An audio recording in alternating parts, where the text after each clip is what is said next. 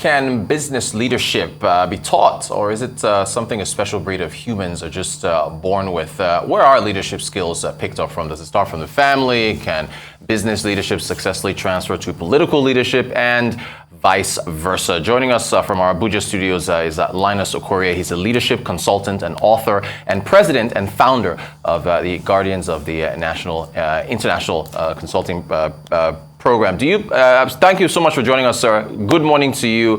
So I want to throw the question to you. Do you believe, natural business leaders exist from birth?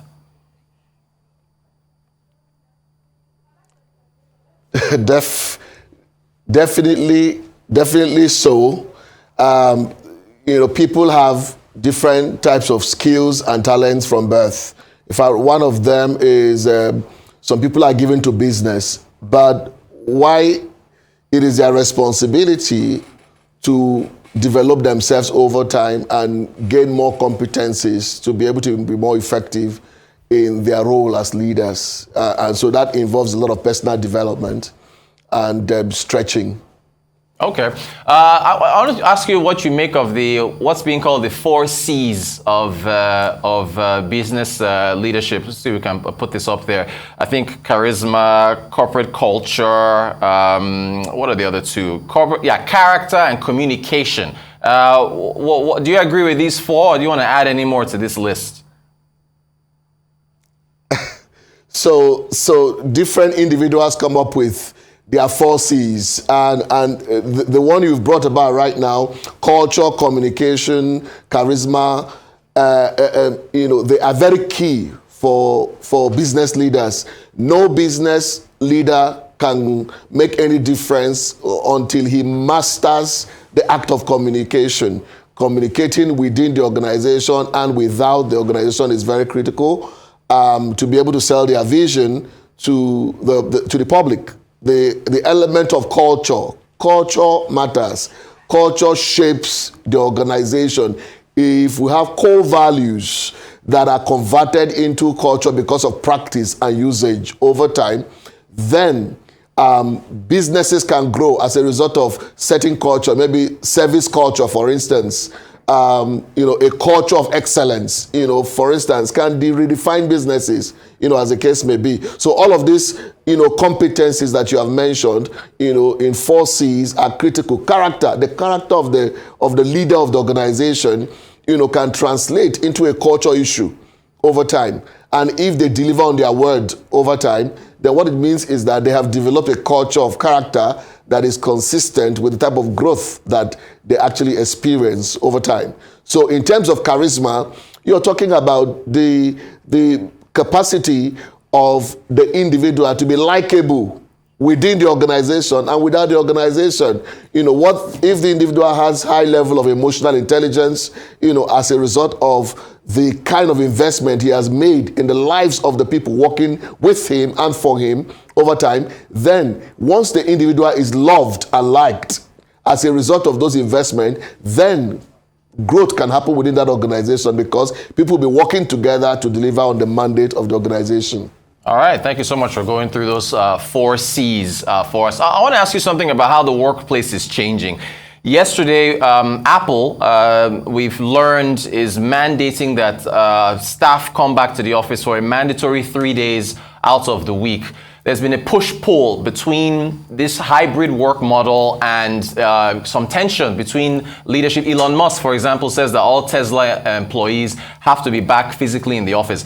How do you think leadership can smooth the edges or close the divide between this employees' desire, at least it's so far in the West maybe, but some of it may be here, to work from home, and management that wants to see them physically in the office? How can leadership solve this in your view? So the first thing first is that it depends on the type of work that we're talking about here. And it also depends on the type of systems that has been built over time. If an organization has succeeded in building very strong systems and processes that might not require individuals coming together to be able to get a job done, that might be another scenario. But the truth of the matter is that there is nothing that beats working together as a team within the organization, where people can see each other, feel each other, touch each other, and even look at the body language of each other in a way before, and then the leader of the organization can coordinate work in such a way that the critical aims and objectives of the organization can be met over a period of time. So it's important that people come together to work in physically. There will be more holding each other accountable to be able to get the job done.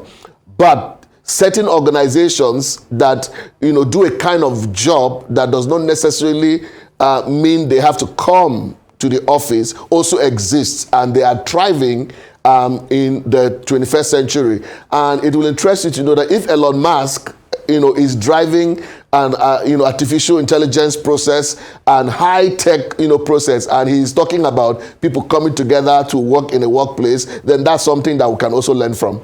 Fantastic. I know you've got, I think you help us out here, a leadership conference that's coming up. I think you're going to be talking a lot about corporate culture, so we can keep that conversation going. Can you tell us about, I think it's GOTNI, if you can give us some more information on that, when it's happening, and what, how people can get involved in that? So the interesting thing is that Okorie Leadership Center, the most comprehensive leadership center so far in Nigeria at the moment, we decided to say, instead of CEOs and top leaders in organizations to go overseas consistently for short courses and pay a lot of money, we decided to make it easy for C-suite leaders and top leaders within organizations to have the opportunity of reinventing themselves in Nigeria. So we've decided to host what we call the Advanced Leadership Program.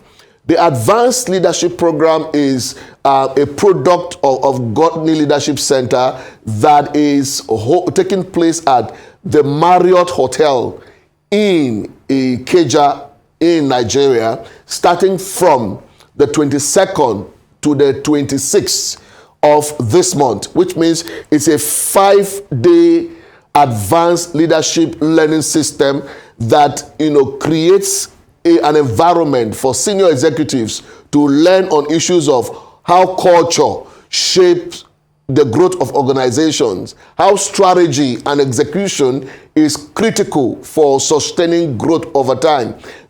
We'll be talking about sustainable leadership. In the 21st century, there are leadership models that are needed to drive businesses, both private sector businesses and also even government business as well.